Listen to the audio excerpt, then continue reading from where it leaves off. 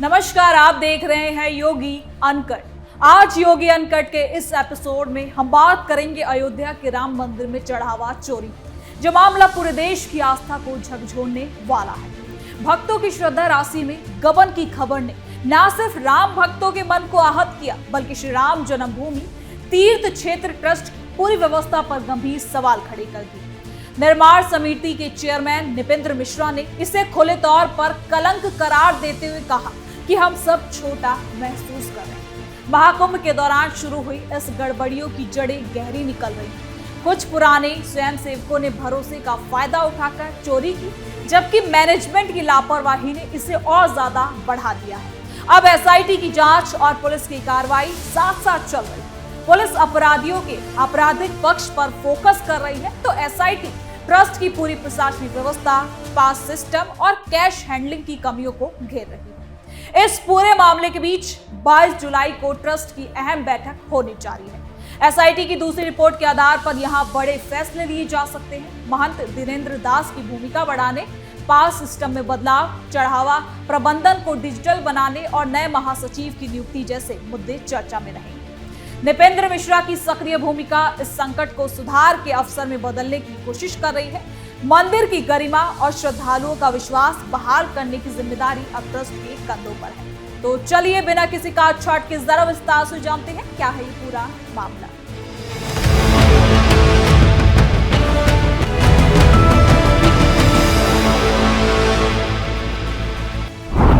राम मंदिर चढ़ावा चोरी मामला, ट्रस्ट की 22 जुलाई बैठक, एसआईटी जांच और नई दिशा।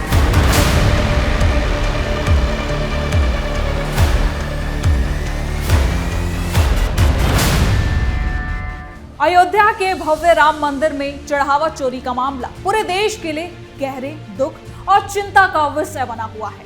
निर्माण समिति के चेयरमैन निपेंद्र मिश्रा ने इसे खुले तौर पर कलंक बताया। उन्होंने कहा कि लंबे आंदोलन के बाद रामलला भव्य मंदिर में विराजमान हुए हैं, फिर भी ऐसी घटना से हम सब छोटा महसूस कर रहे हैं। इस मामले में अब तक कई लोगों की गिरफ्तारी हो चुकी है। चोरी की सही रकम का पूरा आंकड़ा शायद कभी पता ही ना चल पाए, क्योंकि आरोपी लंबे समय से मंदिर व्यवस्था से जुड़े थे। ट्रस्ट ने इस घटना को बेहद गंभीरता से भी लिया है। व्यवस्था में व्यापक बदलाव की तैयारी चल रही है। पहली एसआईटी रिपोर्ट पर बैठक हो चुकी है। अब 22 जुलाई को प्रस्तावित बैठक और भी ज्यादा खास मानी जा रही है। इसमें एसआईटी की दूसरी रिपोर्ट, प्रशासनिक सुधार और भविष्य की रणनीति पर बड़े फैसले हो सकते हैं। चोरी का मामला और लापरवाही की गहराई। आपको बता दें कि चढ़ावा गिनने का काम महाकुंभ 2025 के दौरान कुछ लोगों को सौंपा गया था, जो वहां पर काम करते थे। इनमें अनुकल्प मिश्रा, अविनाश शुक्ला, लवकुश मिश्रा और करुणेश पांडे खास भूमिका में है। ये पहले से मंदिर के अलग अलग कार्यक्रमों में एक्टिव चल रहे थे, सक्रिय थे। बाद में सैनिक सिक्योरिटी सर्विसेज एजेंसी आने पर इन्हें काउंटिंग एजेंट बना दिया गया। आरोपी अनुकल्प मिश्रा ने ट्रस्ट पदाधिकारियों चंपत राय और अनिल मिश्रा का भरोसा जीत लिया। उनके परिचितों को भी काम पर लगवा दिया। पुलिस जांच में अविनाश शुक्ला के पास से सबसे ज्यादा रकम मिली है, करीब 20 लाख रुपए बरामद किए गए हैं। इसके साथ ही अन्य आरोपियों के पास से भी लाखों रुपए नगद और गहने भी मिल चुके हैं। कुल बरामदगी करीब 80 लाख के आसपास बताई जा रही है, लेकिन असली चोरी का आंकड़ा इससे कहीं ज्यादा हो सकता है। जांच में पता चला कि चोरी की रकम शेयर बाजार में भी लगाई जा रही थी, ब्याज पर दी गई और रिश्तेदारों के खातों के जरिए इसे घुमाया जा रहा था। करीब 30 बैंक खातों को फ्रीज किया गया है।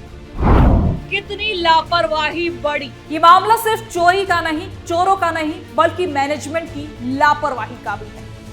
ट्रस्ट और बैंक दोनों की तरफ से आंतरिक नियंत्रण की कमी रही। चढ़ावा गिनने वाले लोगों के बैकग्राउंड की जांच ठीक से नहीं हुई।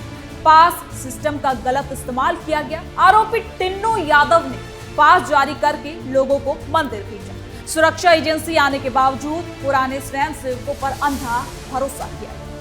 आपको बता दें कि राम मंदिर जैसे पवित्र जगह के लिए ये लापरवाही स्वीकार्य नहीं है। श्रद्धालुओं का चढ़ावा सीधे भगवान राम को समर्पित होता है। उसमें गबन न केवल आर्थिक अपराध है, बल्कि आस्था पर हमला भी है। ये घटना मंदिर प्रबंधन को जवाबदेही पर सवाल उठाती है।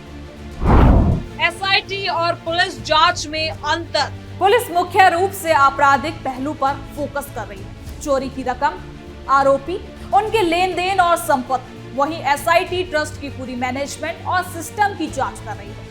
एसआईटी की पहली रिपोर्ट में एसबीआई के कुछ ब्लंडर और प्रक्रिया की कमियों को उजागर किया गया। दूसरी रिपोर्ट में और भी ज्यादा बड़े खुलासे हो सकते हैं। एसआईटी मैनेजमेंट को घेरेगी, जैसे चढ़ावा प्रबंधन में आंतरिक ऑडिट की कमी, कर्मियों की भर्ती और बैकग्राउंड वेरिफिकेशन में हुई चूक पर, पास सिस्टम का गलत इस्तेमाल किया गया और किसी को पता नहीं चला, कैश हैंडलिंग की सुरक्षा प्रोटोकॉल की अनदेखी हुई, इसका भी किसी को पता नहीं चला। बड़े अधिकारियों की निगरानी में इतनी बड़ी चूक हुई और ढिलाई साफ साफ नजर आ रही।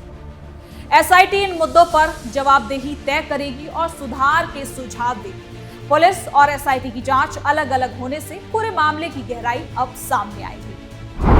22 जुलाई की बैठक में क्या हो सकता है? तो वही 22 जुलाई को ट्रस्ट की बैठक काफी ज्यादा अहम मानी जा रही है। पहली बैठक एसआईटी की शुरुआती रिपोर्ट पर हुई थी, अब दूसरी आने के बाद बड़े फैसले की भी अब संभावना है। ऐसे में संभावित एजेंडा और फैसले, एसआईटी की दूसरी रिपोर्ट पर पूरी चर्चा और खुलासों पर तुरंत कार्रवाई होगी। नए महासचिव की नियुक्ति और खाली पदों पर नए सदस्यों का चयन होगा। चढ़ावा प्रबंधन को पूरी तरह से डिजिटल और पारदर्शी बनाने का फैसला होगा। बिना पॉकेट वाले यूनिफॉर्म, सीसीटीवी निगरानी, डबल काउंटिंग और तत्काल बैंक जमा होगा। पास सिस्टम में बदलाव, महंत दिनेंद्र दास को नई जिम्मेदारी सौंपी जाएगी। उनके नाम से डिजिटल आईडी बनाई गई है, पुरानी आईडी को सस्पेंड कर दिया गया है। इसके साथ ही दर्शन व्यवस्था, भीड़ प्रबंधन, सुरक्षा और पूजा पाठ में रामानंदी परंपरा के अनुसार सुधार होगा। सीईओ की नियुक्ति के लिए हाई लेवल की समिति के सुझाव पर भी चर्चा की जाएगी। अब बैठक में व्यवस्थाओं को जवाबदेह बनाने पर जोर रहेगा। निपेंद्र मिश्रा ने भरोसा दिलाया है कि भविष्य में ऐसी घटना दोहराई नहीं जाएंगी। 22 जुलाई के बाद कई बदलाव और ज्यादा लागू किए जा सकते हैं। निपेंद्र मिश्रा के सक्रिय होने से ट्रस्ट में नई ऊर्जा और प्रशासनिक मजबूती आई। आपको बता दें, उन्होंने मामले को कलंक बताते हुए अपना खुलकर दर्द रखा है। उनकी अगुवाई में ट्रस्ट पारदर्शिता और श्रद्धालु विश्वास को प्राथमिकता अब दे रहा है। नहीं, मैं उसको पूरी तरीके से चढ़ावा चोरी अपने में, आप जानते हैं, हमारे कोषाध्यक्ष महोदय जो स्वामी गोविंद देव गिरी जी हैं, उन्होंने भी आप सभी से वार्ता की और बताया कि यह अपने में एक तरीके का कलंक है।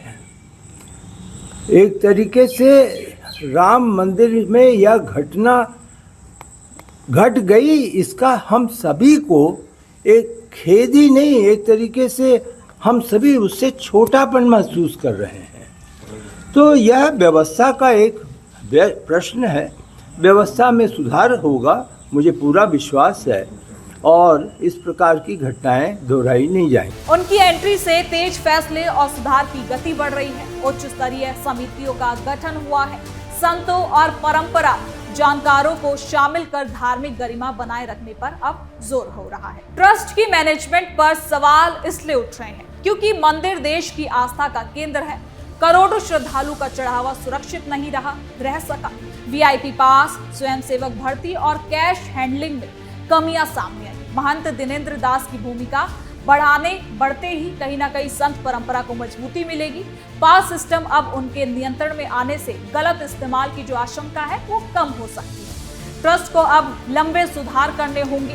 पूरी कैशलेस व्यवस्था की ओर बढ़ना होगा। एआई और सीसीटीवी से निगरानी करनी होगी। कर्मियों का नियमित ऑडिट और ट्रेनिंग, स्वतंत्र ऑडिटर की नियुक्ति जैसे कदम, ये सब कुछ खास हो जाते हैं। कुल मिलाकर राम मंदिर चढ़ावा चोरी का मामला दुखद है, लेकिन ये ट्रस्ट के लिए सुधार का मौका है। 22 जुलाई की बैठक में एसआईटी की दूसरी रिपोर्ट के आधार पर जो फैसले होंगे वो मंदिर के भविष्य की व्यवस्थाओं को तय करेंगे। निपेंद्र मिश्रा के नेतृत्व में ट्रस्ट पारदर्शिता, जवाबदेही और आस्था की रक्षा एक नए अध्याय की शुरुआत कर रहा है।